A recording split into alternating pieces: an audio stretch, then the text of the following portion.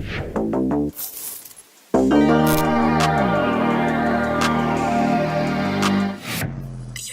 in to a Grown Folks production. In the mix. With the commish, Nate.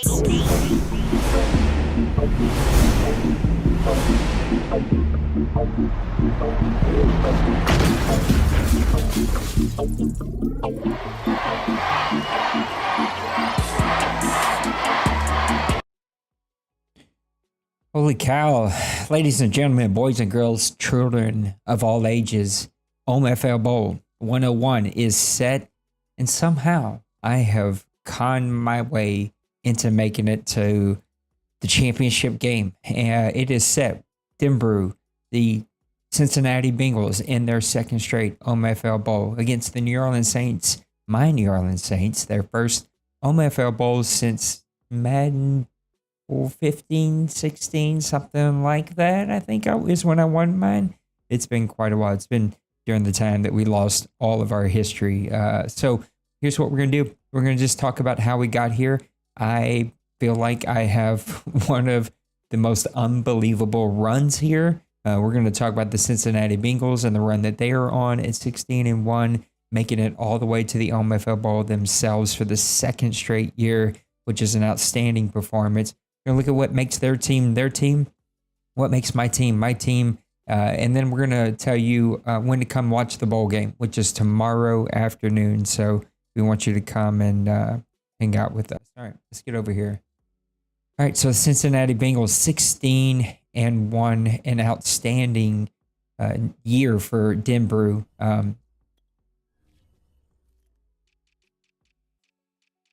Last year, he was just slightly above 500 team. He had lost some of his biggest stars and then went on a hell of a run as he moved into the postseason. And that is carried on here into season 101. He lost the bowl game last year against the Dallas Cowboys and D. Wayne, but went on a run this year, started out the season at 5-0, with his only loss coming in week number 7 after the bye week, 14-35 against the Pittsburgh Steelers. But that can happen whenever you play Jason. That guy is an absolute stud.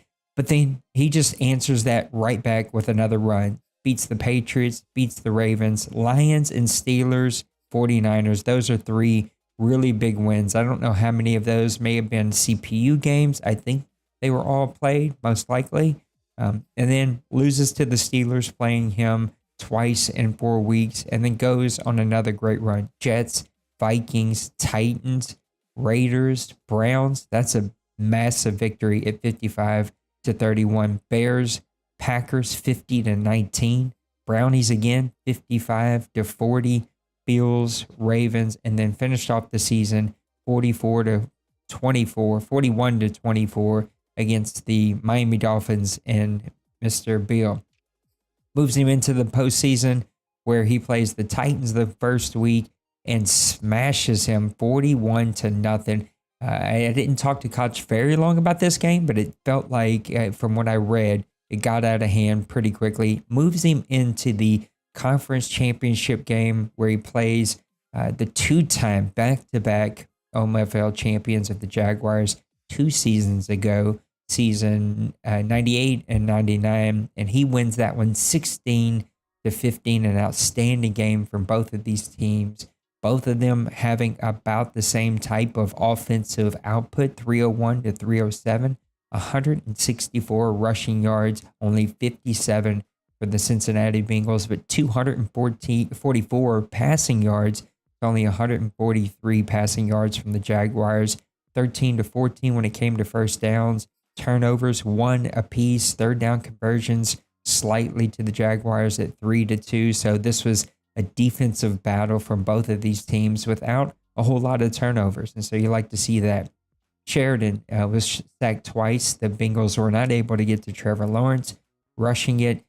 Jaguars do what they do. They give it to kind of everybody and anybody. If your mama's got a jersey on, they're going to hand her the ball, let her get a couple carries in. I'm surprised Brady doesn't take the headset off, put the helmet on, get out there and try to get a couple of rushes in. Mixon only 12 for 33. Everybody else a pretty good game, though, with the hot hand really going to James Robinson, 8 for 76. Receiving, Darren Waller, he has been a stud. He's got 30 more receptions than the number one wide receiver on the Bengals. This is going to be a problem for the Saints. This has been a problem for the Saints all season. They think, and we'll talk about it a little bit later, that we have slight bit of maybe kind of an answer to the tight end problem that's been facing us. Curtis Samuel, 3 for 71. Mixon, 4 for 44. Kenyon Clayton, 1 for 21. Diggs, 1 for 20. Not a whole ton there outside of Waller. And then looking at the defense, Sessions had another great game. 10 tackles. Evans, 8 tackles for the Cincinnati Bengals. One of those being for a loss. Bates, 7 with 1 for a loss. The 2 sacks coming from Gary and Tufel. I think I'm saying that right. Probably not saying it right. Bates and Campbell each had an interception. And somehow the Bengals squeeze away with the victory against the Jaguars. And I'm telling you right now, the Jaguars are chomping at the bit to go ahead and get in there and have another opportunity to win another OMFL Bowl. Just to show the league that when he is focused and able to concentrate, his team is unbeatable sometimes. All right, let's get the music up a little bit. A little music in the background. Go look at these Bengals. Sheridan, an outstanding season. 4,800 yards, 33 touchdowns, 26 interceptions, 63% completion percentage. When you pass the ball that much, though, you're going to have a slightly high amount of interceptions, but the touchdown to interception ratio is pretty nice with a 63% completion percentage. Mixing 215 attempts, 1,115 yards with 24 touchdowns. Evans, not a bad year, right behind him. 602 yards, 7 touchdowns for Evans. McLean, 426 yards and 1 touchdown.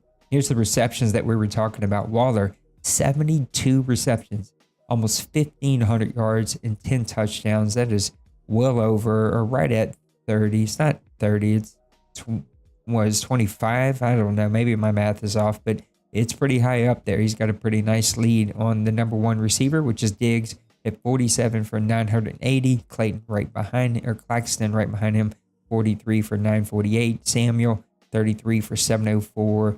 And a lot of these touchdowns coming to Diggs. Offensive line, nothing really to get too excited about except for Jonah Williams. That guy's a stud. 16 games, 776 snaps, only 1 sack allowed. That's a pretty good season. Even Carmen had a pretty good season, only giving up 3 sacks with 860 attempts. Bates leading the team with 99 tackles, 3 tackles for a loss, 9 interceptions. Connor had 86, 7 interceptions, 3 tackles for a loss. Evans, 21 tackles for a loss. It's surprising to see none of these guys over 100. Your top guys being some safeties, also your interception leaders on this team. Awize also had 9. Looking at the sack leader for this is Davis Gaithier with 7.5.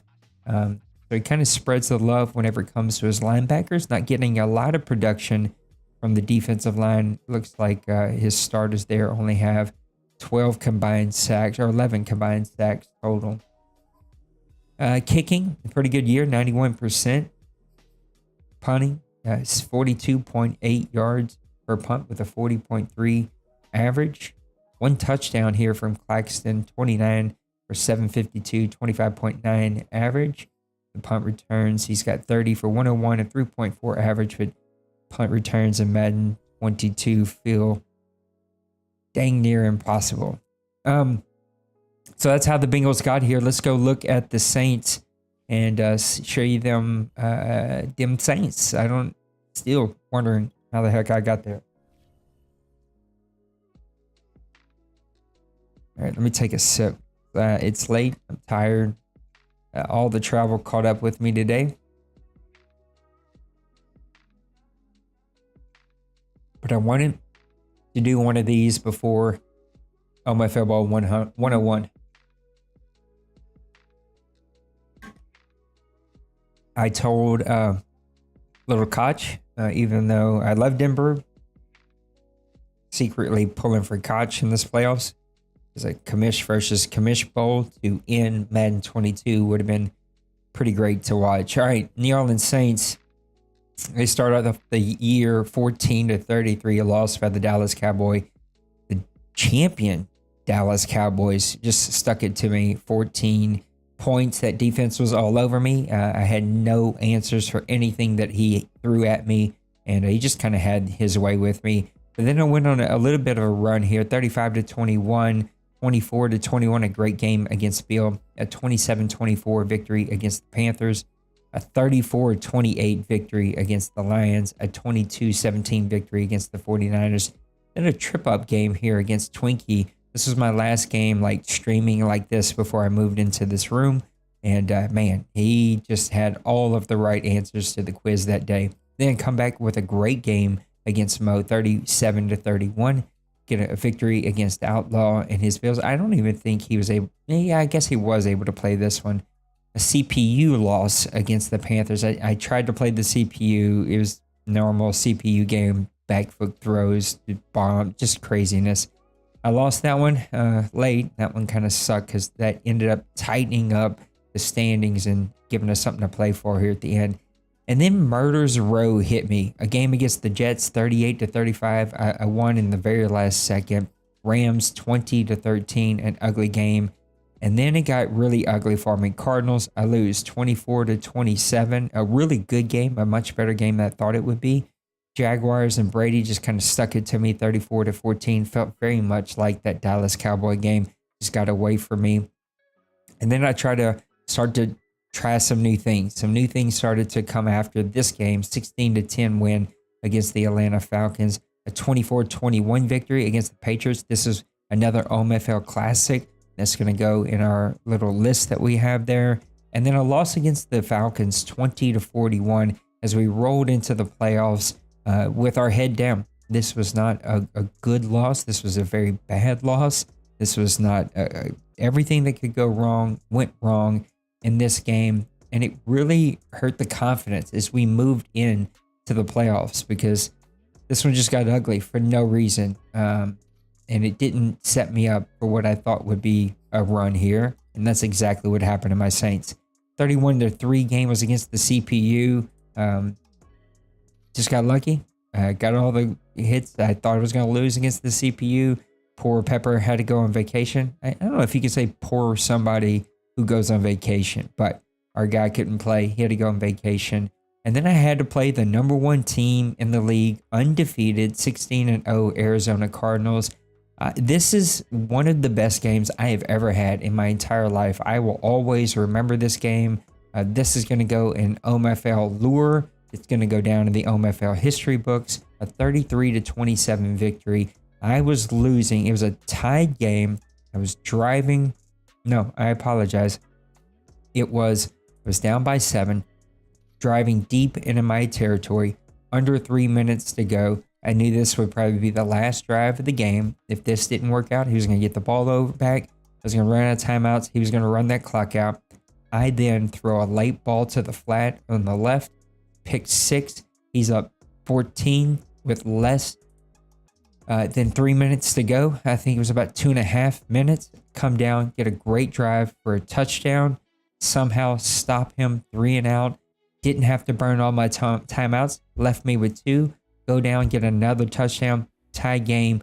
We go into overtime. Stop him at the 48-yard line on 3rd and 2. He was not able to go for it according to our rules. Had to punt it away. Saints get the ball. A couple of big plays down the sideline. Gets it into the Saints territory. Pretty good, easy field goal range. He commits me on 1st down. Easy throw out to my receiver to the right. Walk-in touchdown. Saints walk out of Arizona with a victory. Still stunned about how the heck did I pull this off. And then my award for beating the number 1 team in the league is I get to go play the number 2 team in the league, arguably one of the top teams ever here. Not arguably, both the Cardinals and Cowboys are some of the top coaches, owners, and teams that we've ever seen in the history of the OMFL. These both guys are Hall of Famers, and they've earned that right. We get to go play them again. Remember, they beat me 40-14 or 37-34-14. They hammered me in week number 1. It's Dallas. It's on the road. it's against one of the biggest competitors in this league. And we pick off the Dallas Cowboys quarterback 5 different times, led to, I think, 14 or 17 different points, including a late, what would have been a pick 6. I ended up trying to slide in of getting tackled, which I don't know if it pissed him off. According to the microphone on my controller, it pissed him off. I could hear him. I wasn't trying to showboat or anything. I was trying to slide at the 1. The reason being is because I ran it 3 times, didn't score. He used all 3 timeouts. I got the 3 points out of it. That put me up 17, kicked it off. He returns that kickoff for a touchdown. So we now have a 10-point game with under 2 minutes left to go. No timeouts left. I get the ball back. He stops me. No, I'm able to just run the clock out. I think that's how that ended up going. And so I squeeze out of there with a 24-34 victory, with the defense really shining in this game, picking off Prescott 5 different times. Not a great game from the rushing attack, 20 for 85. Lloyd had a pretty good game, 5 for 28, averaging 5.6 yards per carry. Hopkins, 3 for 60. The receivers and tight ends just killed me, 7 for 114, and Jefferson 5 for 131. But we were able to keep those guys out of the end zone and able to set ourselves up to pick it off 5 different times and turn that into 17 different points. Williams with 2, Chauncey Gardner with 2, Tracy Walker with 1. I don't think we had any sacks. No, the sacks came from the Dallas Cowboys, and that sets us up with the New Orleans Saints versus the Cincinnati Bengals. We go look at my stats real quick. They're not sexy. This is not expected.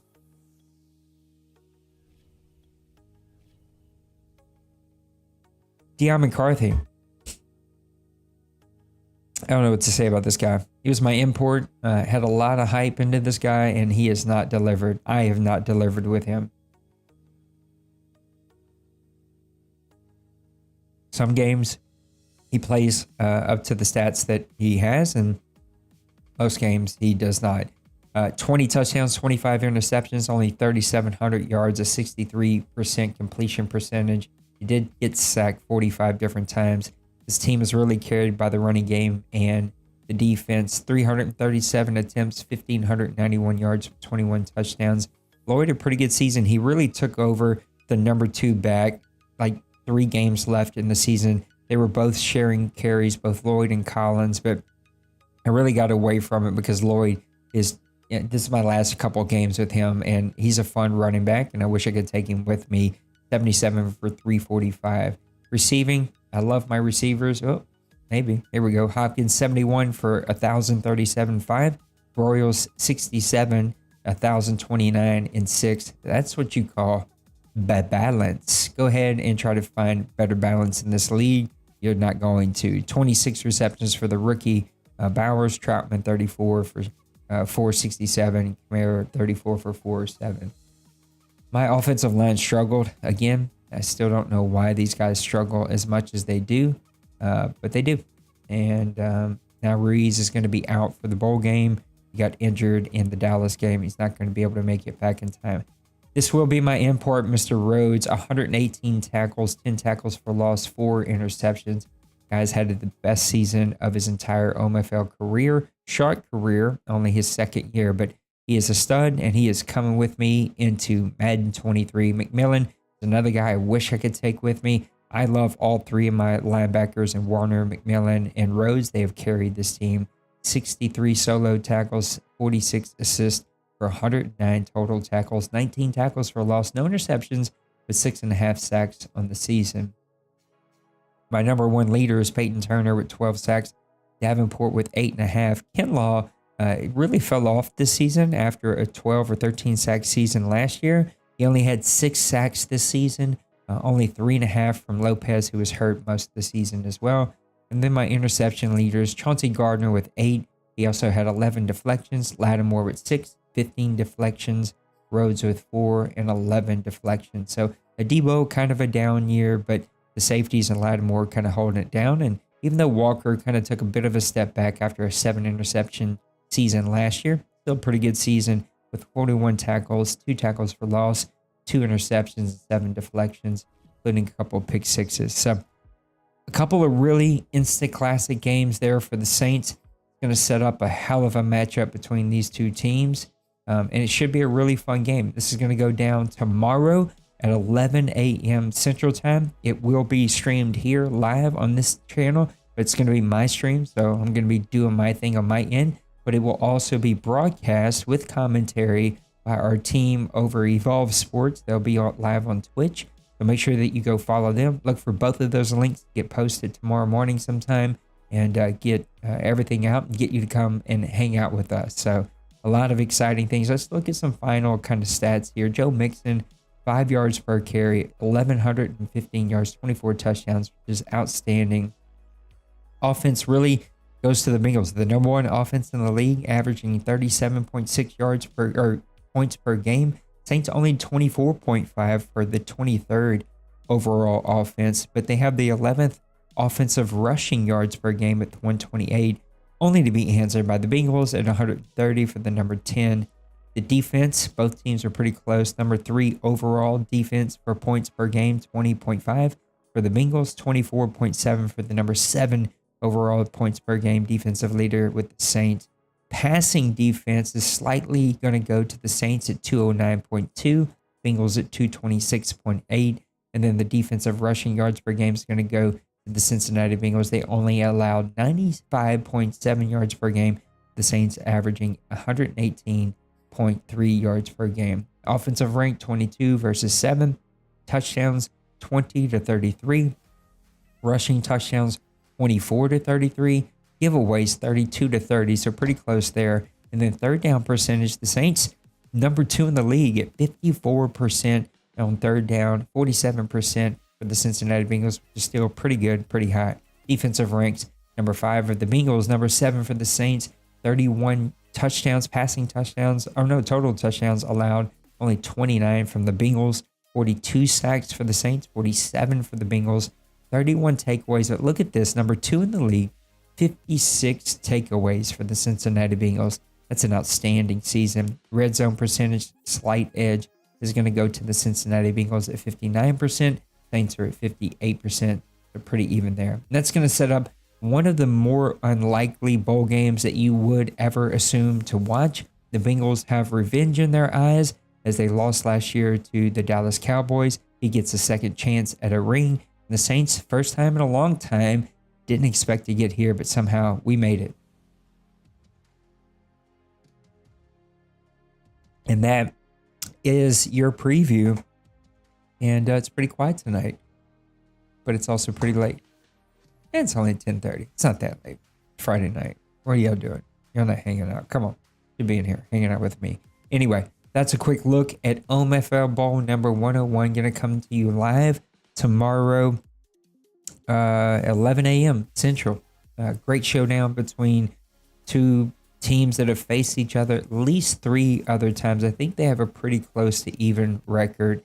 I think we both kind of won and given some. Maybe this is the game 4, but it's somewhere in that 3 to 4 game range that we faced each other. So we don't really know each other, but we kind of get a vibe for what it's going to be. It's going to be Saints defense versus the Bengals defense. Which quarterback can make the most plays and not turn the ball over, and which team can get the best running game going. And the biggest question, I think the question that's going to be the pivot point for the entire game, is can the Saints stop the Cincinnati Bengals tight end? That is going to be extremely pivotal in this game, and it's going to be one that we got to wait and see exactly how it plays out. All right, I'm going to go ahead and call it a night on that. I think I am. Pretty sure I am. Let's get over here. So I think I'm going to call it a night on that. Thanks for coming and hanging out with me. Chat was kind of quiet, but I appreciate it. I'm excited. It is an honor to represent the NFC in OMFL Bowl 101. Didn't expect to go on this run. Didn't expect to get here. Team is red hot, but you're facing another red hot team. And if somehow, some way I can pull this off, I would have beat 3 teams that have a combined 3 losses on the entire season. And that's mind-blowing to me. And it's a hell of a challenge. I'm excited about it. A little nervous about it. But it's going to be a ton of fun. I'm going to enjoy the moment. I don't know if I'll ever get back here again. I'm not a Dwayne, D-Money, Brady. I can't guarantee that I'll always be back here. Penguins, Trey, these are guys that are always there, always pushing to get in the ball, and I don't know that I can get there. So we're going to enjoy it. Guys, I love you. You matter. Thanks for hanging out with me. Come hang out with me tomorrow morning, 11 o'clock, OMFL Bowl 101. It's going to be a blast. I can't wait to see you then. Bye.